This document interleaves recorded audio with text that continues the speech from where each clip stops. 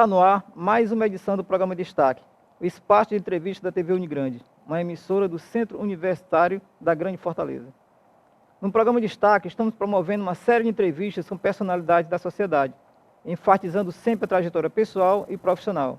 Estaremos também discutindo importantes temas relacionados aos problemas sociais do país, assuntos sempre frequentes aqui na nossa programação. Você pode acompanhar o programa Destaque pelo Unigrande TV, canal 14 da Multiplay, no site Unigrande ou pelo nosso canal no YouTube. Participe do nosso programa, escreva para a gente pelo e-mail dpcomunicação, sem cedilha, @unigrande.edu.br ou no espaço Fala Conosco, no site www.unigrande.edu.br. Lá e nas redes sociais, você conhece o Centro Universitário Unigrande, acompanha nossa programação e outras informações. No programa de hoje estaremos conversando com o professor e escritor Gilmar de Carvalho. Nascido em Sobral, Gilmar de Carvalho é bacharel em Direito, mestre em Comunicação Social, doutor em Comunicação e Semiótica e professor de Comunicação Social. Sua área de interesse é o das relações entre a comunicação e a cultura. Fomenta e pesquisa atividades de ateliês estilográficos da região do Cariri, como a Lira Nordestina, em Juazeiro do Norte, acompanhando a produção de várias edições de livros de cordel, álbuns de gravuras e matrizes. Gilmar de Carvalho também é autor do livro Tirinete, Rabecas da Tradição, tema da nossa conversa de hoje. Professor, obrigado por aceitar o convite e seja bem-vindo ao nosso programa. É um prazer estar com vocês. Obrigado, professor. Para começar, professor, eu queria que o senhor explicasse para a gente o que é tirinete. Por que tirinete? Olha, essa expressão nós ouvimos de muitos rabequeiros. Eles chamam de tirinete o toque mais aperreado, mais avexado, aquele toque assim que é mais percussivo do que musical. Então, a rabeca tem um lado mais sonoro, um lado mais romântico, né? E o tirinete seria o lado mais nervoso da rabeca, mais ágil, sabe? Mais aquele lado que faz com que as pessoas que estejam dançando, dancem com mais sofreguidão, as pessoas que estejam ouvindo fiquem mais ligadas ao som, imaginem assim o que é que vai poder sair depois dali. Então a gente usou exatamente uma expressão que está ligada ao toque da rabeca para dar o título ao nosso livro sobre as rabecas. Por que o senhor, por que o senhor escolheu a rabeca? Porque o instrumento hoje que representa bastante o nordestino, principalmente a nossa região, é a sanfona, né? Já a rabeca era muito pouco conhecida, né? A sanfona é mais conhecida, mais considerada como um instrumento que representa as nossas tradições. Por que você escolheu assim, a rabeca como pesquisa e para escrever o livro? Pela falta de bibliografia, pela pouca importância que as pesquisas dão à rabeca, sabe? A gente achou que... Por que não se fala nas rabecas do Ceará? E por que o Ariano Suassuna insistia tanto no mestre Salu das rabecas? Por que falam tanto nas rabecas do Rio Grande do Norte? Por que o mestre Nelson das rabecas de Alagoas é tão querido, é tão festejado? E por que os nossos rabequeiros ficavam no anonimato, no esquecimento? Foi isso que nos moveu a fazer essa pesquisa, esse desinteresse que a rabeca provocava aqui, que me incomodava. Mas existe rabeca, vamos... Então o Francisco Souza, que trabalha comigo, que é meu parceiro nessa empreitada, Francisco é repórter fotográfico, é formado em filosofia, e o Francisco foi quem me provocou. Vamos fazer um livro sobre as rabecas, porque antes nós tínhamos feito um livro chamado Arte da Tradição, que falava de cajuína, dança de São Gonçalo, eram 50 temas que foram publicados pelo Jornal Diário do Nordeste, e nós juntamos depois esse material num livro. Aí o Francisco teve a ideia, vamos agora fazer só sobre rabecas.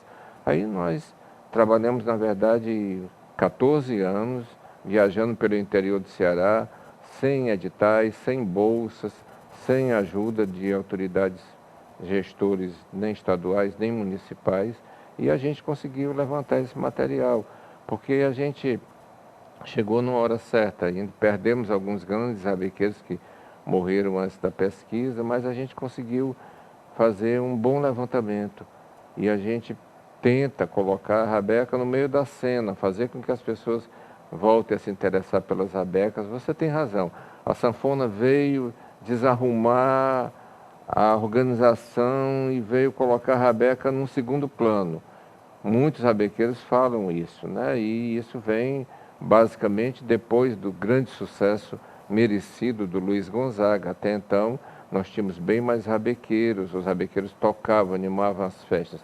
Depois entra a sanfona e mais recentemente entram as bandas, como eles falam, que fazem zoada, né? Essas bandas que têm dançarinas, que têm gelo seco, que têm toda uma estrutura de espetáculo, de show, que os rabequeiros não têm condições de competir com elas. Todos os outros pesquisadores já haviam feito sobre todas as outras manifestações e os rabequeiros estavam assim um pouco esquecidos, né? Aí houve essa necessidade, a gente dar um pouco mais de ênfase. São pessoas assim muito simples e humildes e que elas têm muito a oferecer em termos de conhecimento e mostrar um pouco da realidade do sertão. Eu estava lendo o livro, realmente tem um dos personagens, ele fala justamente isso, que é um instrumento que está pouco esquecido, né? Mais ou menos essa expressão que ele usa, que o senhor falou agora há pouco. O povo hoje gosta mais de bandas que fazem zoada, né? Que mais ou menos o que ele coloca no livro, né? Bandas que fazem zoada, esquecer, e a rabeca está um pouco esquecida, né? Realmente, eu acho que a juventude hoje, a gente pode colocar dos anos 90 para 80 para cá, pouca gente conhece esse instrumento, né? Que na realidade é um violino artesanal, né? Mais ou menos isso, né? Mais ou menos isso. Agora ele começou a ter um certo destaque a partir de Pernambuco, assim, já final dos anos 90, na virada do milênio, a gente teve um grupo muito interessante chamado Mestre Ambrósio. A gente vai tendo, através de Pernambuco, uma revalorização da rabeca. E temos também um grande nome, que é de Pernambuco, mas é um grande nome nacional, que é o Antônio Nóbrega, que faz shows, apresentações, performances com a rabeca. Então, a gente pensa que a partir daí, algumas pessoas mais jovens passaram também a se interessar pela rabeca no Ceará. São poucas pessoas, né? Não temos um grande movimento de rabecas, mas já há um interesse. E esse interesse tem sido, de certo modo, aproveitado com lacunas, com dificuldades, sem políticas culturais continuadas, mas esse interesse tem sido tocado, estimulado por ONGs, por algumas igrejas católicas ou algumas igrejas evangélicas, por prefeituras. Então a gente já tem um certo movimento de estímulo à rabeca, mas falta sempre, como eu insisto em repetir, uma política cultural continuada, políticas culturais consequentes, que valorizem mais, que valorizem, que estimulem, sabe? A gente tem que ter oficinas de luteria, a gente tem que ter oficinas de toque de rabeca, a gente tem que ter orquestras de rabecas, quarteto de rabecas, a gente tem que ter algumas dessas iniciativas que às vezes precisam de um apoio dos gestores, mas é às vezes um apoio muito pequeno, mas esse apoio nem sempre vem. Eu aprendi por minha conta própria mesmo, sabe? Eu tentei até que acertei, né? Essa voltinha aqui a pessoa pensa que drobou assim, não é. Não é drobada assim, é aprofundada aqui, né? Você vai fazer essa aqui, se você não tiver muito cuidado, só basta quebrar essa voltinha já perdeu, né? Faz um barrotinho assim, que chama alma, né? Só fica em pézinho aqui de baixo. Controla o som. Se você deixar assim botar, ele fica o somzinho bem fraquinho, assim, baixinho, sabe? Viu como é que é o negócio? Tudo tem ciência, né? Aí você leva um mês para fazer um bichinho dessa, rapaz. Aí você vender por 300 ou 400 conto, não ganha dinheiro, né? Rapaz, eu às vezes digo assim, eu vou parar com isso, que não tem futuro. Quando passar assim 1, 2, 3 dias, eu tô apaixonado para fazer uma, viu? Qual foi nessa andança do senhor pelo interior, foi só no Ceará que você fez essa pesquisa? Essa pesquisa do Tirinete é só no Ceará, mas nós já temos pesquisas feitas no Maranhão, no Piauí, no Rio Grande do Norte, na Paraíba, Pernambuco e Alagoas. Nós fomos também à festa de Bragança, que é a festa de São Benedito, no Pará, que é uma festa que acontece em dezembro, também acompanhada por rabecas, e nós temos uma viagem programada para o segundo semestre desse ano para Iguape e Cananéia, no litoral sul de São Paulo. A gente, na verdade, quer fazer o máximo possível. Se a gente conseguir fazer umas rabecas nordestinas, seria ótimo, mas o nosso sonho é fazer um livro sobre as rabecas brasileiras. Mas, professor, Qual a origem da rabeca, na realidade? Ela surgiu de onde? Olha, muito provavelmente eu diria que tenho com quase 100% de convicção que a rabeca ela veio da Europa. Claro que eu não estou negando a importância da cultura indígena nem a contribuição africana, mas a rabeca, sim, pelo fato dela ser um parente tão próximo do violino, tem as mesmas 4 cordas, as mesmas notas, a mesma afinação do violino, é muito provável que ela tenha vindo da Europa, na bagagem do colonizador. Mas aí é onde entra a importância. Quando ela chega aqui, né, então, ela passa a ser feita com as madeiras que estão disponíveis, com os materiais que estão disponíveis. Então, o grande encantamento que eu tenho pela rabeca é exatamente essa possibilidade que ela tem de se adaptar, né? Nós temos aí nesse livro rabecas feitas com vários tipos de madeira, a rabeca de coxo, que é uma madeira mais alta que você escava e põe a tampa. Nós temos outras rabecas onde você faz tampa e fundo e vai dobrando madeiras verdes e vai colocando em formas para que elas se ajustem com a forma da rabeca. Nós temos rabecas feitas com lata, pega-se uma lata velha de pólvora, geralmente, e coloca o pescoço da rabeca e coloca as craveiras e coloca as cordas. Temos rabecas feitas de panela velha, temos rabeca feita de PVC. Então, essa possibilidade que a gente tem de fazer rabeca com tantos materiais diferentes, A criatividade. a criatividade é maravilhosa, né? O que eu estava chamando há pouco, da maneira brincalhona, diz, essa é a nossa grande gambiarra. A gente consegue fazer do nada um instrumento que toca tão bem, que é afinado, que as pessoas gostam de ouvir, se encantam ao ouvir. Então, acho que a rabeca veio da Europa e se adapta ao Brasil, as condições, as dificuldades e as possibilidades que a pessoa tem de fazer uma rabeca aqui. Mas a maioria desses rabequeiros, das pessoas que tocam rabeca, eles produzem a própria rabeca, eles compram, tem as pessoas que especializadas em fazer? Durante algum tempo nós tivemos muitas pessoas especializadas em fazer. Tivemos um grande rabequeiro, o Chico Ferreira, Antônio Ferreira, na Ibiapaba. O mestre Vino morreu em 2013, o mestre Vino era muito atuante, ele morava em Irauçuba e fez muitas rabecas, espalhava as rabecas por toda a zona norte do Ceará. Nós temos um grande luthier também, né? Luthier é o fabricante de rabecas, um grande luthier que é o Edmundo Rosa, que mora em Boa Viagem. E temos talvez o maior de todos os luthiers do Ceará, que é o Totonho, que mora em Mauriti. O Totonho foi para São Paulo, aprendeu a fazer. O Totonho faz rabecas, mas faz também violinos, faz violoncelos, ele faz todos os instrumentos de corda que ele aprendeu em São Paulo com um luthier italiano. Então nós somos bem servidos de luteria.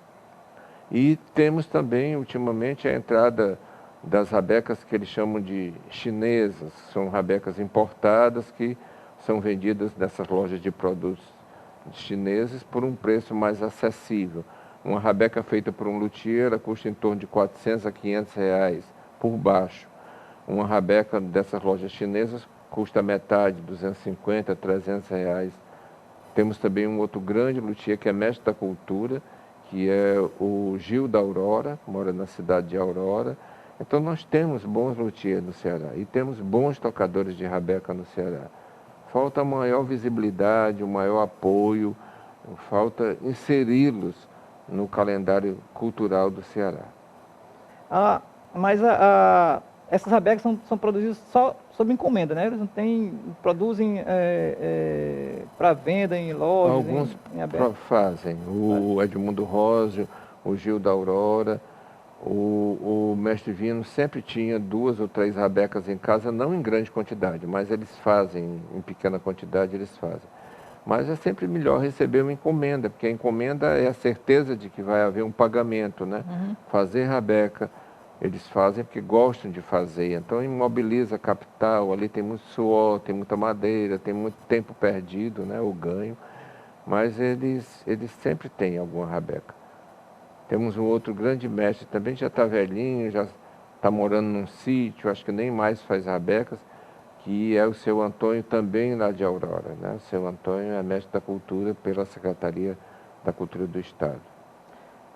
Professor, pesquisar é sempre uma coisa muito difícil, né? Material, você colher material, apesar de que hoje a comunicação via internet é bem mais rápida, mas uma pesquisa dessa de campo, a pessoa geralmente encontra uma dificuldade muito grande, né? Quais foram as grandes dificuldades que o senhor e o Francisco encontraram durante essa andança, essas visitas pelo interior, essa pesquisa que o senhor fez, esse trabalho? Olha, o que a gente conseguiu recolher foi tão prazeroso, foi tão agradável, foi tão gratificante que os problemas eles se tornam menores. Mas tivemos vários problemas, né? Como eu falei antes, a gente não tinha apoio, a gente tinha que ir no carro da gente, colocando combustível, pagando hotel, pagando alimentação, o que é bom, porque dá também uma certa independência. A gente não fica como um pesquisador chapa branca fazendo o que prefeitos ou secretários de cultura queiram que a gente faça, ou escrevendo o que eles queiram que a gente escreva, né? Então a gente tem uma certa liberdade, mas foi difícil. Algumas estradas muito íngremes que a gente enfrentou, elas criavam um problema para o carro, a gente tinha sempre problema com caixa de marchas. Quando voltava da viagem, a gente tinha que levar o carro para a oficina. Então, mas as descobertas foram fascinantes, né? Assim, a gente descobrir num lugar mais seco, mais ermo, uma pessoa tão encantada pelo seu instrumento, gostando tanto do que fazia. Eu faço sempre questão de citar um lugar chamado Olho da Aguinha, fica na Serra de São Domingos, em Tauá. Foi talvez o local mais difícil que a gente teve de acesso e o lugar mais árido que a gente encontrou. É um lugar, quase um processo de desertificação muito acentuado, como também nós temos isso em Irauçuba, né? Mas o Olho da Aguinha, para mim, pela própria denominação, né? Não é um olho d'água, é um olho da aguinha, né? Assim, a água é muito pouquinha, É muito pouca, né? Já é difícil, é menos ainda. E nós encontramos, sabe, um rabequeiro muito interessante lá, e é assim, um vai dizendo onde é que tem o outro, a gente vai descobrindo e nós conseguimos chegar a 184 rabequeiros e luthiers, e por último nós encerramos a pesquisa quando nós chegamos a uma mulher, que a gente queria que tivesse uma mulher no livro, porque iam dizer que o livro era misógino, que o livro era machista. É isso que eu ia perguntar, era... sobre a mulher que é rabequeira também, inclusive esteve aqui em Fortaleza, né? Foi, a dona Ana já esteve aqui em Fortaleza 2 vezes, inclusive ela estava presente no dia do lançamento do livro, lá no Passeio Público. E foi o Chico Barbeiro, que é um luthier de baixio, que faz rabecas ele é luthier e é tocador, ele é tudo, é maravilhoso, ele faz rabeca de PVC, madeira com cano de PVC. E a gente foi visitá-lo um dia, a gente estava vindo do Cariri, passamos por lá, e ele disse: encontrei uma rabequeira para vocês, quando é que vocês querem que a gente vá lá? Eu disse: agora, vamos lá. E ela mora em Umari, que é a cidade vizinha a Baixio, era bem perto, uns 10 quilômetros de onde a gente estava, e nós encontramos a dona Ana Soares, que é uma mulher muito elegante, uma mulher muito delicada, uma mulher muito encantadora e que toca rabeca como poucos e toca rabeca com o coração. Então foi maravilhoso isso tudo, foram tempos de dificuldades, mas tempos de muita alegrias para a gente descobrir esse pessoal e percorrer o Ceará e conhecer cada vez mais um Ceará que os gestores deveriam conhecer, que é um Ceará que a gente chama de profundo, né? Não é um Ceará arrumado para a gente chegar, não é um Ceará retocado, nem maquiado para receber governantes, é um Ceará do jeito que ele se apresenta, do jeito que ele é. O senhor falando aí, eu estava lembrando aqui, Euclides da Cunha, ele no livro Sertões, ele descreve o sertanejo como um homem forte. Homem, ele fala no sentido geral, né? Homem forte, resistente e determinado, né? E aí eu estava lendo no livro, achei uma passagem ali que ele diz o seguinte: Caboclo Naná, de Terenópolis. Ele disse que cortou 70 milheiros de vara para fazer uma cerca, né? Passou 2 anos trabalhando, juntando dinheiro para comprar uma rabeca, né? Assim, porque era um sonho dele, né? Ele tinha um sonho desde criança de ter uma rabeca e fez isso, né? Trabalhou 2 anos cortando vara para juntar dinheiro e comprar uma rabeca, né? Isso é o que a gente chama de paixão. É verdade, porque cortar com foice no meio do mato, né? E sabendo que ia ter que ralar, ia ter que dar duro, ia ter que suar, ia ter que estar exposto a acidentes, para no fim ter uma rabeca. É o sonho, realmente. Eu queria, assim, que o senhor me explicar, falasse para a gente, comentasse um pouco para a gente, dois personagens que foram muito falados. Um deles foi muito falado no livro, né, que os tocadores falam bastante, mas pouco conhecido pela gente, que é o cego Aderaldo. O senhor podia comentar um pouco, porque eu fiquei, inclusive, curioso, porque pouca gente sabe, conhece esse personagem tão importante na história do nosso Ceará, né? Rosenberg Cariri lançou um livro muito importante, um tijolo, na verdade, sobre o cego Aderaldo, e ele esmiuça bem e conta muito bem a história do cego Aderaldo. Mas a história é mais ou menos assim. O cego Aderaldo, ele inaugura uma tradição de rabequeiros cegos no Ceará.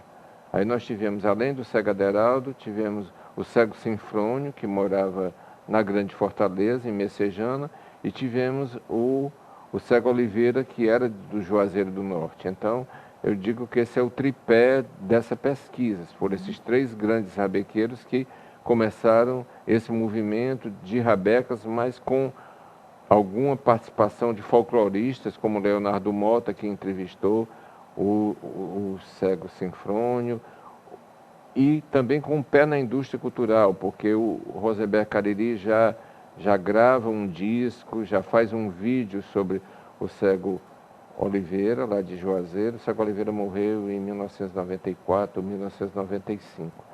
Então o cego Aderaldo era um cantador que era acompanhado por rabeca. Hoje em dia a gente não tem mais essa cantoria com rabeca, a cantoria passou a ser feita com viola. E ele era cego, trabalhava na rede ferroviária e um dia acho que teve um choque térmico, sabe, junto com materiais incandescentes, com a quintura do quixadá, alguma coisa assim, ele cegou. E ele pediu a Deus que desse a ele um jeito de não ser um esmolé, ele não queria sair pedindo dinheiro aos outros. E ele se iniciou musicalmente. E outra coisa muito curiosa, ele sempre tinha uns meninos que eram guias dele.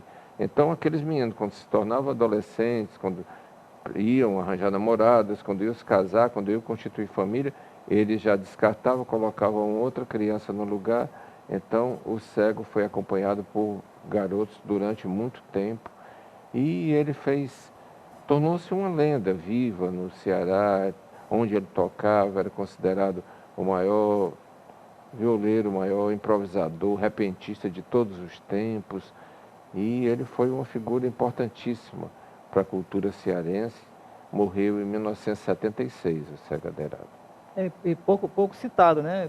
Pouco lembrado pelo nosso povo. Se não fosse o Rosenberg Cariri, ele talvez estivesse no esquecimento, porque o Eduardo Campos fez um livro, registrou, entrevistou, e tem um livro do cego Aderaldo, mas esse livro circulou muito pouco.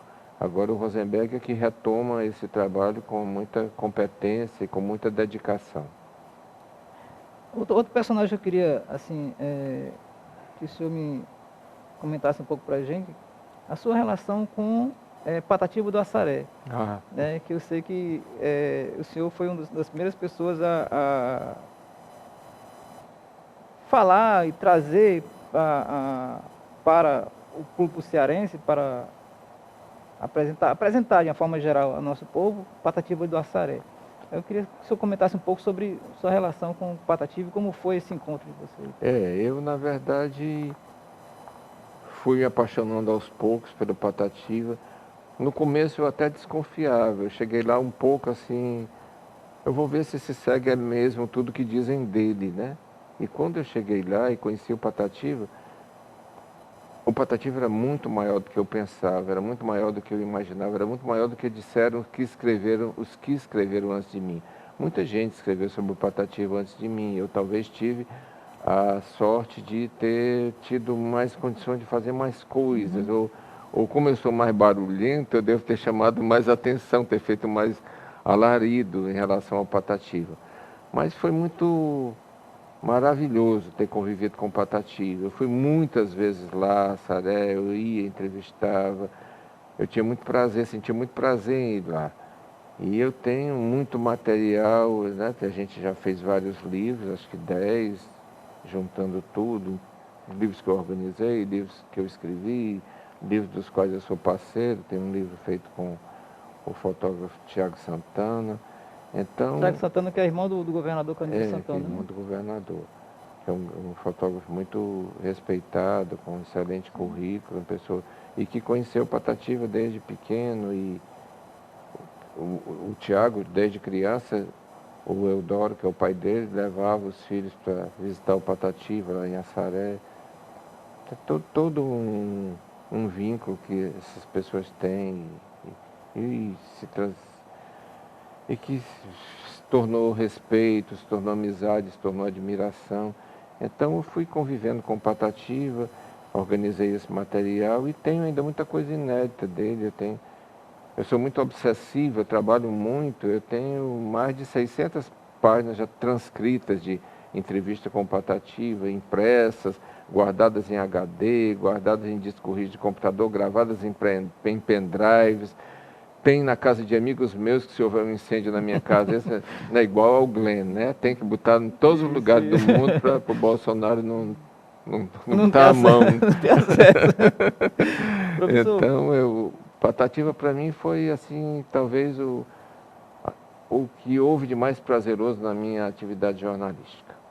E tem alguma previsão do lançamento desse material? A gente vai fazendo aos poucos. Eu estou agora organizando como voluntário e eu não estou ganhando nada para fazer isso, mas eu faria 1000 vezes, se fosse preciso, um livro para a Secult, que vai ser um paradidático para ser distribuído nas escolas públicas, com poemas do Patativa e textos meus, da Helena de Carvalho, do Rosenberg, da Ria Lemé, do Tadeu Feitosa, do Cláudio Henrique, que são pessoas que fizeram teses, que estudaram sobre o Patativa, que o trabalho jornalístico de fundo, como o da Helena no jornal O Povo. Então eu estou organizando esse livro sobre o Patativa, deve ser lançado esse ano ainda. E eu pretendo fazer, o Francisco tem ideia da gente fazer um almanaque, para uma forma de levar o Patativa para um público mais jovem, um público adolescente. A gente deve estar fazendo isso nos próximos anos. Aliás, falando de Francisco, as fotos estão um show, viu? Excelente, viu? Parabenizar, levar os parabéns, porque eu também sou apaixonado por fotografia, eu amo fotografia, né? E me apaixonei pelas fotos que ele fez, pelas Essas imagens. fotos têm todo um trabalho, tem uma visão de mundo, tem uma atitude respeitosa. A gente não produz, sabe? Não fica trocando roupa, não fica maquiando rabequeiro. A gente, quando muito, pede para tirar alguma camiseta ainda antiga de propaganda política, algum boné de propaganda comercial, para evitar que pensem que a gente está fazendo merchandising e tudo, mas a gente trabalha uma coisa mesmo de fotografia verdade, ali é aquilo, não tem muita frescura, não tem muita ponta-cabeça, não tem muita câmera tremida. É fazer uma foto que complemente o texto e fazer uma foto que diga do momento que a gente viveu, do prazer que a gente teve em estar com aquele rabequeiro ou luthier. Professor, nós estamos terminando nosso programa. A gente queria agradecer muito a sua participação, foi uma conversa excelente a nossa. A gente espera que nesse lançamento a gente possa estar lá, a gente possa acompanhar o senhor no lançamento do livro. Tá? Eu fiquei ansioso agora para saber qual a data. Né? Não, o título do livro é O Melhor do Patativa do Assaré. E deve ser lançado na gente, vocês vão saber, e a gente pode voltar aqui à TV Unigrande para fazer a divulgação do livro. A gente espera, será um prazer para a gente, a sua presença novamente aqui, e trazer um novo livro para que a gente possa conversar sobre ele, contar as histórias, as andanças, a conversa. Estou com um livro novo sobre cordel, que está concorrendo a um prêmio do IFAM. Estou fazendo uma pesquisa com o Francisco sobre os vaqueiros de Morada Nova. E estou fazendo um livro sobre os mestres da cultura. Então, livros... Não para, não pode parar, não. É igual a bicicleta, se parar, cai. É verdade, é verdade. Professor, mais uma vez, muito obrigado. Eu que agradeço. A gente vai voltar novamente a contactar o senhor, esperando que o senhor possa vir mais vezes aqui para a gente conversar sobre os livros, sobre as publicações que o senhor... Será sempre um prazer. O programa de destaque de hoje fica por aqui. Agradecemos sua participação. Até a próxima.